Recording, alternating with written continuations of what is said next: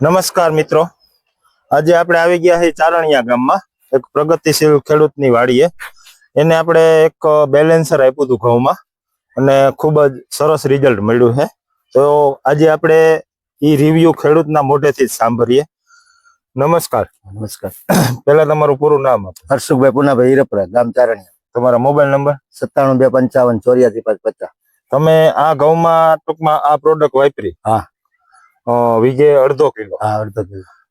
એમાં આપણે તમારે એવું હતું કે પેલા 10-15 વાતર તમે એમાં નાખી ખાલી યુરિયા નાખી દીધું, પછી તમે એગ્રો ની દુકાને ગયા હતા, પછી તમે આ વસ્તુ વાત કરી. મેં કીધું ઘઉં પાવસલ, મને કે આ નાખો તમે. હા, બરોબર છે. એટલે ત્યાંથી લઈ એટલે ઈ 10-12 વાતર નાખ્યો તો ખાલી યુરિયા. એમાં માટે કટ છે.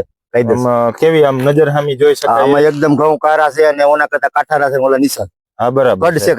કાયદેસર. તો તમે બીજા ખેડૂત મિત્રોને વાપરવાની ભલામણ કરશો? 100%. હા, બરાબર છે. ખાલી યુરિયા નાખી ગણ નહીં કરે, આ નાખશો એટલે ગણ કરશે. હા, બરાબર. આ આપણે બેલેન્સર નામની પ્રોડક્ટ 2 વીઘે 1 કિલો આપણે ખેડૂતે વાપરેલી છે. એના ખૂબ જ સરસ અભિપ્રાય મળેલા છે અને વિડીયોના માધ્યમથી તમને અમે એક ઘઉંમાં જે કડ પડી છે, જે ફૂટ છે, એ અમે હમણાં તમને બતાવશું. તો મિત્રો, તમે આમાં જોઈ શકો છો કે આ જે 12 વાતર છે તેમાં બેલેન્સરનો વપરાશ થયેલો નથી. હું તમને બતાવું. જો આમાં વાપરેલું નથી ને અહીંથી જુઓ, અહીંથી સાંધો પડે છે.